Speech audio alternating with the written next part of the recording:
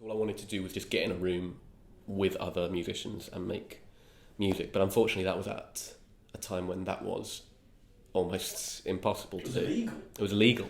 It was... Which is insane. Yeah. It was illegal to get in the room with other people. You can't eat the elephant whole. You have to carve it off, or else you will choke. You can't drink the lake in one go. You have to sip it down, or else you will drown. 1, 2, 3. You can't eat. So you remember a couple of years ago, I recorded a album called RGB. Yeah. That was that took about 2 years to record, and was with a lot of the band involved. And we toured it a bit towards the end of the year. It got released, but then there was much bigger plans to tour it in 2020, which for obvious reasons didn't happen. As the year carried on, I started just enjoying playing guitar more and more than mucking around with all the electronic, kind of the loops and the omnichords and pedals and odd instruments that I have. I just started really enjoying just playing guitar and singing. So I started doing that more and more. And then the idea struck me that I wanted to re-record a version of RGB, just stripped to just an acoustic guitar and a vocal. And more than that, I actually wanted to do it where I was recording both the vocal and the guitar at the same time. So you catching a performance. And the whole thing kind of ended up becoming like not so much a gig, but a recording session that I then opened up to the public, so that we had a small audience watching, and then streamed the whole night live. For recording this live album, I did work with Andrew Glassford, who is a producer that I've worked with for a long time. When we had this open recording session that resulted in the live album, it seemed like it really gave people a window into what his importance as a producer was. I think I was chatting to an audience member afterwards, and there was a whole... I'd said I'd run out of ideas. I didn't know what I'd done badly. I didn't know what I'd done well. And often you're relying on the producer for that kind of perspective. And I'd said, what needs redoing? And he said, Objects of Love needs redoing.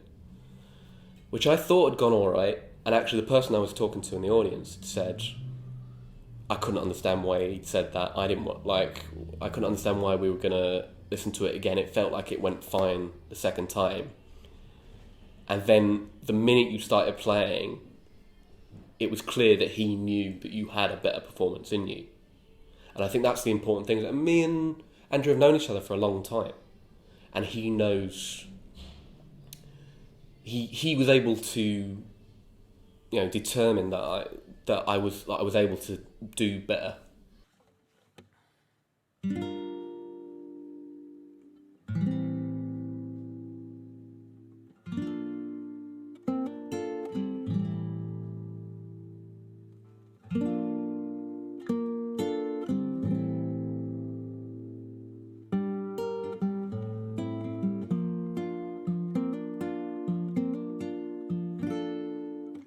Darling of mine, you bring me presents, carved from the boudoir of Princess Eugenie, clipped from the tomb of Queen Nefertiti, so thoughtful that husband of mine.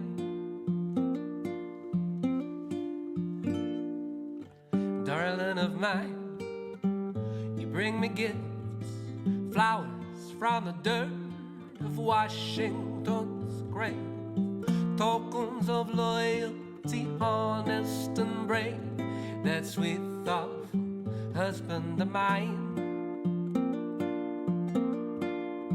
They light fires in the mind, which in turn earns our means to survive. Objects of love for the basis, for the money we both need. survive.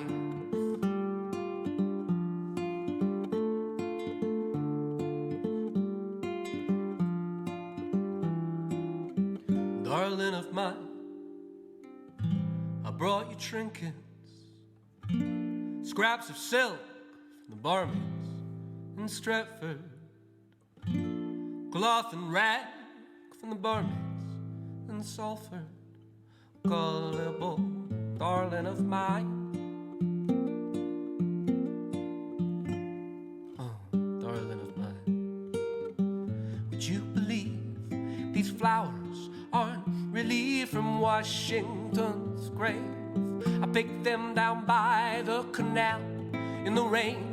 Sweet gullible darling of mine, they light fires in the mind, which in turn earns our means to survive. Objects of love form the basis for those wonderful stories you write.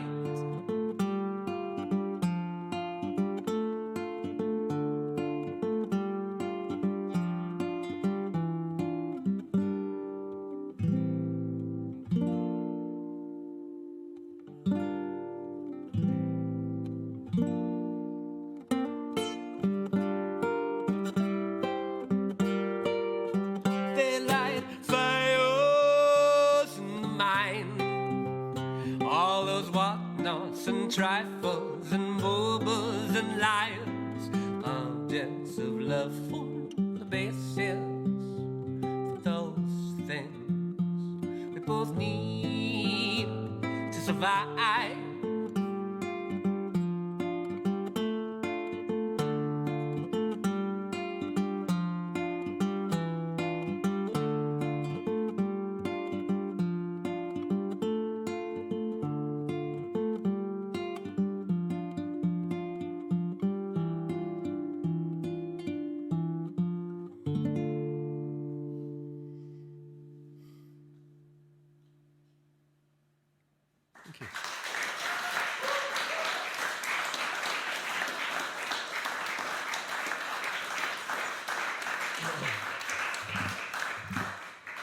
Is there anything else that you want while I'm doing this?